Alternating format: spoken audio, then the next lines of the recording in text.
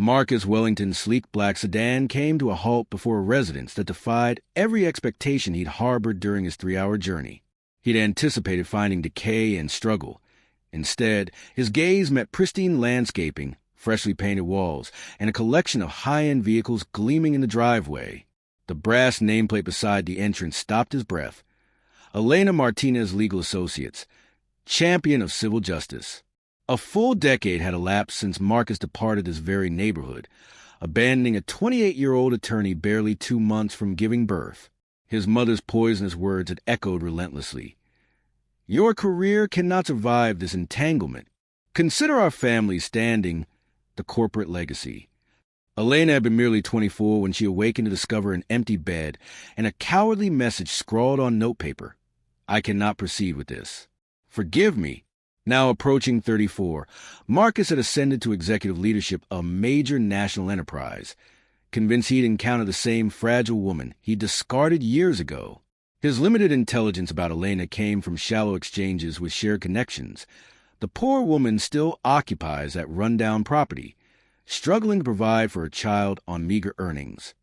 The door swung open before he could press the bell.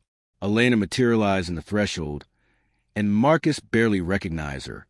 Gone was a devastated, forsaken young woman, replaced by a self-assured professional in impeccable attire, offering a smile devoid of warmth. "Marcus." Her voice carried measured composure, utterly unlike the frightened girl from years past. Characteristically prompt. "Please enter." Hesitation gripped him. Everything about this scenario contradicted his mental preparation. Throughout his lengthy drive, he'd rehearsed his monologue, his supposed maturity, his recognition of past failures, his willingness to provide financial assistance. Confronted with his transformed Elena, his prepared remarks suddenly rang hollow and absurd. "You've transformed," he managed weakly, trailing her inside. "Circumstances force evolution, Marcus, particularly when survival demands it." Her tone maintained frigid courtesy that seemed to chill the very air. The interior had undergone complete renovation. Sophisticated furnishings, curated artwork, an unmistakable atmosphere of professional achievement. Marcus experienced an unfamiliar sensation, perhaps discomfort, possibly fear. "Where is—" He began inquiring about the son he'd never acknowledged, interrupted by footsteps descending the staircase. A boy of roughly 9 appeared, unmistakably his offspring, yet radiating confidence that immediately struck Marcus. "Mother," Mr. Jefferson telephoned. "The legal documents are prepared. He's requesting confirmation for tomorrow's 2 o'clock media briefing." Elena nodded approvingly. "Inform him we're proceeding as scheduled, Adrian. Also contact Jefferson's office. Tell them Mr. Marcus Wellington has arrived precisely as anticipated." The child complied and disappeared upstairs, leaving Marcus alone with a dawning realization that he deliberately walked into something carefully orchestrated. What briefing? His voice emerged higher than intended. Elena positioned herself strategically across the space, as though presiding over courtroom proceedings. Something calculated governed her every movement, each word, every glance. Marcus began comprehending that perhaps he controlled nothing here. But what Elena had orchestrated for this moment would shatter everything Marcus believed about power or justice, and the cost of underestimating a woman with a decade to plan her response. Marcus settled uncomfortably onto the leather furniture, desperately attempting to process the radical metamorphosis of the woman before him. He'd imagined gratitude for his return, perhaps willingness to forgive youthful indiscretions in exchange for financial security. "You're curious why I consented to this meeting," Elena stated, deliberately maintaining physical and emotional distance. "After all, 10 years without a single communication. No call, no message, no explanation whatsoever. I faced tremendous pressure then." Marcus launched into his prepared speech. "My family's expectations, the business demands. I was immature and—" "Marcus," Elena interrupted with an icy smile, "you were 26 when you abandoned me 8 months pregnant. Old enough to helm a corporation, yet supposedly too young for fatherhood responsibilities." Her words cut like surgical instruments. Marcus suddenly felt interrogated, on trial. "Listen, I acknowledge my failures, but I've come to make reparations. I can provide financial support, fund the child's education, perhaps—" Adrian, Elena corrected sharply. Your son possesses a name, Marcus. He also has medical records, dietary preferences, academic achievements, and nightmares that persisted for years because he couldn't comprehend why other children had fathers. Each statement was calculated to pierce the armor of superiority Marcus had constructed. Elena rose, approaching a bookcase displaying diplomas and commendations. Marcus, did you imagine I spent this decade mourning you, awaiting your return like some fairy tale princess? She retrieved a framed photograph, herself receiving recognition, surrounded by distinguished legal professionals, State Attorney of the Year, Civil Rights Specialist, for cases argued before the Supreme Court, each resulting in precedent-setting victories. Marcus studied the image, the realization striking like a physical blow to his inflated ego. That's impressive, he admitted, genuinely stunned. You appear shocked, Elena observed, replacing the frame. Let me speculate. All these years you envision me here languishing, waiting for the magnificent Marcus to rescue the disadvantaged minority woman he discarded. The explicit accusation made Marcus recoil. That's unfair. You know it was never about ethnicity. Interesting, Camilla laughed without humor, how your family never objected to me being your college companion. Yet when marriage discussions became serious, I suddenly became unsuitable for high society circles. Marcus felt blood drain from his face. His mother's cruel pronouncements echoed. You cannot present this woman to investors. Consider the board's reaction. An unplanned pregnancy with an unsuitable partner would demolish your credibility. My mother may have harbored certain reservations, he hedged.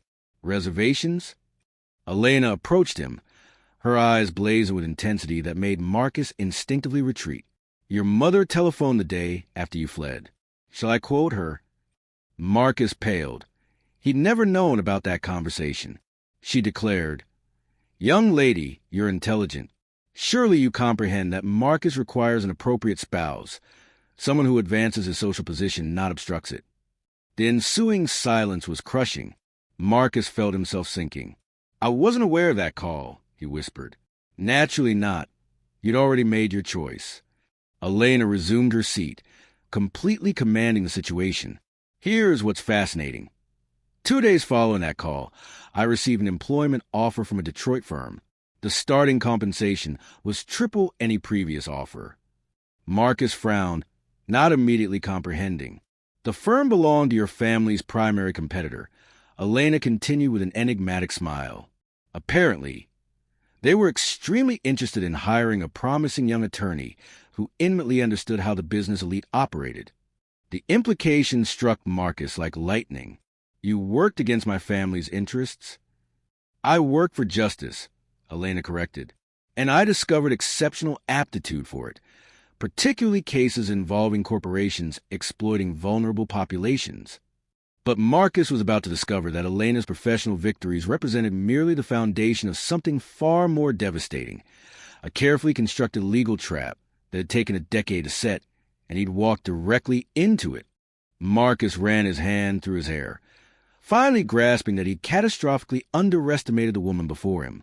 For 10 years, he'd imagined Elena as circumstance's victim when she'd actually transformed into a formidable adversary. Why agree to see me today? He asked, his voice betraying mounting nervousness. Elena smiled, but something predatory lurked in that expression. Because, dear Marcus, the moment has arrived for you to discover what truly happens when someone underestimates an intelligent woman of color who's had a decade to prepare an appropriate response. Before Marcus could fully process that veiled threat, Adrian rushed downstairs. Mother, Mr. Jefferson confirms all documentation has been filed with the court and media has been notified. He's requesting final confirmation for tomorrow's 2 o'clock press conference. Marcus felt ice in his veins. Documentation. Courts, media. Yes.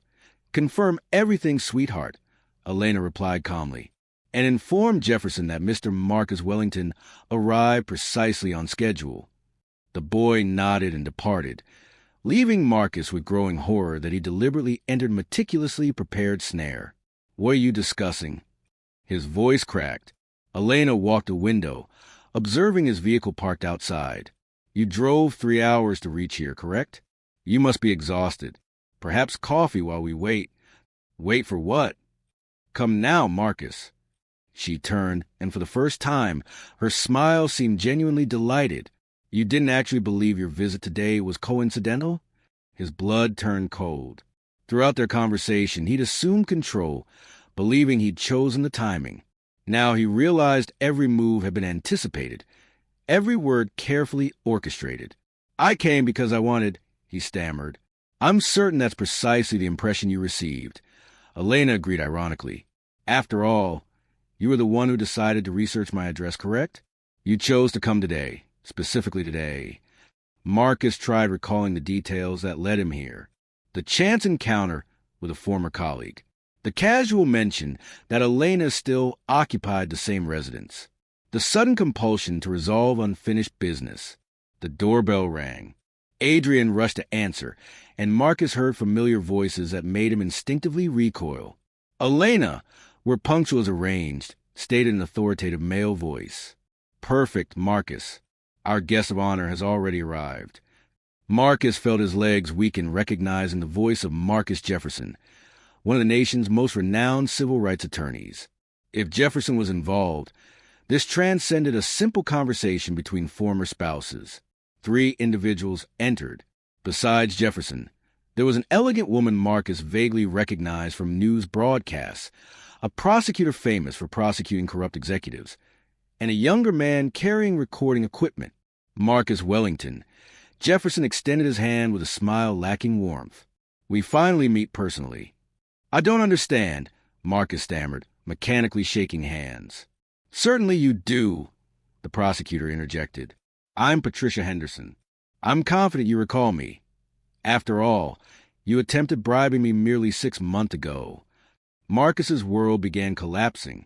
He dimly recalled a Washington dinner, an informal conversation about regulatory flexibility, a discreet offer to finance aligned political campaigns. That was merely casual conversation, he stammered. Recorded. Henderson smiled, extracting a small device. Completely legal since you occupied a public space discussing matters affecting collective interests. Elena returned carrying a substantial folder.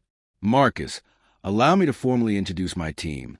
2 years ago, upon learning of your planned Michigan expansion, we began meticulously documenting your business practices. What practices? Marcus attempted maintaining composure, but his voice betrayed escalating desperation. Jefferson opened his briefcase. Public official bribery, environmental law violations, systematic employment discrimination, tax evasion through offshore havens. Shall I continue? But what none of them had revealed yet was a precision timing of Elena's plan. A coordinated strike designed to obliterate Marcus's empire at the exact moment of his greatest triumph.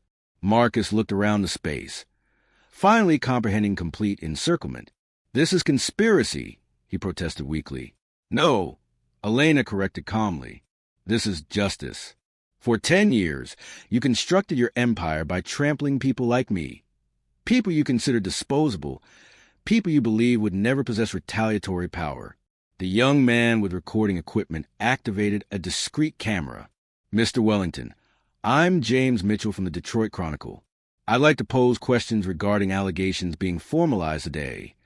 I'll answer nothing without legal counsel, Marcus managed to articulate. Wise, Henderson agreed. You'll require several attorneys, actually. We have 3 different jurisdictions interested in your operations, federal, state, and municipal. Elena settled back into her chair, now clearly commanding the situation like courtroom proceedings. Remember when you abandoned me, Marcus? You claimed I wasn't suited for your corporate world, that I lacked necessary sophistication. She retrieved a tablet, displaying a series of newspaper articles. Civil rights champion defeats agricultural business giant. Attorney secures largest environmental damages award in state history. Business dynasty loses racial discrimination case. Marcus read the headlines with mounting horror. In every instance, the defeated corporations were clients, partners, or subsidiaries of his company. Every victory against people like you brought me enhanced credibility, expanded connections, greater power. Elena explained with obvious satisfaction. And the most ironic element? You indirectly financed my professional ascent. How? Marcus asked, though he feared the answer. Jefferson smiled mischievously. Every lawsuit your former wife won against your companies generated millions in damages. 15% attorney fees multiplied by dozens of cases. Well, you can calculate. The irony was crushing. Marcus had unwittingly financed the rise of the woman now orchestrating his destruction. But why today? He asked desperately. Why now? Elena glanced at her watch.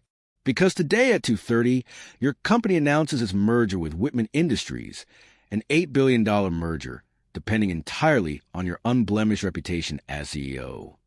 Marcus felt all color drain from his face. The merger was his life's achievement, the transaction that would cement his status among the nation's most powerful executives. At 2:25, Elena continued impassively. Prosecutor Henderson will formally announce federal charges against you. At 2:26, Jefferson will file a civil suit for damages on behalf of dozens of discriminated employees. At 2:27, the Detroit Chronicle will publish an exclusive report with compromising recordings. And at 2:30, Henderson concluded with obvious satisfaction. When your company attempts announcing the merger, they'll discover there's no longer a viable company to merge. Marcus collapsed into his chair, finally understanding the magnitude of the orchestration. Every move calculated with surgical precision. Every timing, every detail, every revelation, all designed for maximum destructive impact. 10 years, he muttered. You've been planning this for 10 years. No, Elena corrected, walking to the window where she could observe his luxury vehicle. I spent 10 years building my career and reputation. They joined me 2 years ago when they realized you'd committed federal crimes. But as the clock approached 2:25 and Marcus watched his empire begin its spectacular collapse in real time, the most devastating lesson was yet to be learned, one that would redefine not just his life, but the very meaning of true power and justice. At 2:24, Marcus's phone erupted with incessant vibrations. Calls from company headquarters, attorneys, investors. He ignored them all, still attempting to process the magnitude of impending catastrophe. 1 minute, Henderson announced, consulting her watch with military precision. Marcus jumped from his chair. I must leave. I need to cancel the press conference. Postpone the merger. Sit down, Jefferson ordered with authority that made Marcus obey instinctively. You're not going anywhere. At 2:25 precisely, Henderson called her assistant. You may proceed with the announcement. Within seconds, Marcus's phone exploded with notifications. His secretary desperate. Mr. Wellington, the federal prosecutor just announced criminal charges against you. Whitman's investors are withdrawing everything. 30 seconds to online publication. James replied, typing furiously on his laptop. Marcus attempted standing again, but his legs wouldn't respond. Panic had completely seized control. You cannot do this. I have family, employees, thousands depend on me. Like my family depended on you 10 years ago. Elena interrupted in a glacial voice. Like the minority employees you systematically terminated depended on corporate justice. Jefferson opened his tablet, showing real-time notifications. Civil lawsuit filed. 43 employees represented, documenting systematic racial discrimination between 2018 and 2024. James's tablet displayed the first headline. Billionaire CEO accused of racial discrimination and public corruption. Within minutes, the news spread across all platforms. Marcus picked up his phone with trembling hands, attempting to call his personal attorney. The call went directly to voicemail. He tried the CFO. Same result. His own board of directors was ignoring his calls. $50 million, Thompson said casually, reading stock market updates. That's your company's value loss in the last 3 minutes. Marcus checked social media and felt his world completely disintegrate. Screenshots of his internal emails were being shared thousands of times. Conversations where he referred to minority employees as problematic and unsuitable for advancement. Messages where he instructed human resources to find creative termination reasons. How did you access my private communications? He asked, his voice breaking. Whistleblower report, Henderson explained. Your own executive assistant, Janet Morrison, recorded your discriminatory instructions for 2 years. She approached us 6 months ago. The name struck Marcus like a physical blow. Janet, who'd worked with him for a decade, who knew all his corporate secrets, whom he'd always treated like invisible furniture. Janet is, he began, a woman of color, Elena finished, exhausted from being called cleaning staff when she accompanied you to meetings despite holding an MBA in finance. At 2:30, precisely when he was scheduled to announce the biggest merger of his career, Marcus watched his company disintegrate live on television. The reporter commented, "In a dramatic development, the $8 billion merger has been canceled following revelations of systematic discriminatory practices." 200 million, Jefferson updated. Your personal loss thus far. Marcus buried his face in his hands. Why? Why did you do this? Elena stood and approached him. For the first time since his arrival, her expression softened slightly. Because for 10 years you constructed an empire by trampling people like me. Because you believed women of color existed only to be discarded when inconvenient. Because you never imagined we could become powerful enough to retaliate. She knelt to meet his eye level. And primarily because you established a dangerous precedent, Marcus. How many other women like me have been abandoned by men like you? How many other employees have been discriminated against by arrogant executives? Marcus sat in a rented studio apartment, watching the Women Who Transformed Society award ceremony on television. Elena took the stage wearing an elegant navy dress, receiving thunderous applause. Attorney Elena Martinez not only revolutionized the fight for civil rights, but demonstrated that genuine justice requires patience, strategy, and courage, the presenter announced. Adrian, now attending an elite private academy financed by his mother's legal fees, watched proudly from the audience. At 9 years old, he'd learned that real strength derives not from wealth or connections, but from integrity and determination. Marcus's company had declared complete bankruptcy. The federal lawsuits resulted in $50 million in fines and 2 years of house arrest. More devastating than any court penalty was the utter isolation. Friends, family, and colleagues abandoned him when association with his name became toxic. Janet Morrison, his former assistant, now managed her own business consulting firm, specializing in detecting discriminatory corporate practices. Her first clients were Marcus's competitors, eager to prove they operated differently. Elena had transformed her personal victory into a national movement. Her firm, now employing 15 attorneys, became a benchmark in discrimination cases. The renovated house became a symbol that women of color can not only survive abandonment, but build empires on the ashes of betrayal. Revenge is a dish best served with strategy, she'd stated in a recent interview. It's not about destroying those who hurt you, but about building something so magnificent that it renders any damage they attempted completely irrelevant. Marcus watched it all on television, finally understanding the magnitude of his arrogance. He'd underestimated not only Elena, but an entire generation of women who transformed injustice into fuel for greatness. The painful truth crystallized. While he built an empire based on exploitation and discrimination, Elena had built a legacy based on justice and social transformation. The contrast could not have been more brutal or more deserved. 10 years of meticulous planning had taught him a lesson that would echo forever. Underestimating an intelligent and determined woman is not just foolishness. It guarantees your own destruction. The best revenge, he discovered too late, is not repaying damage suffered. It's achieving such absolute success that any attempt to diminish it becomes utterly irrelevant.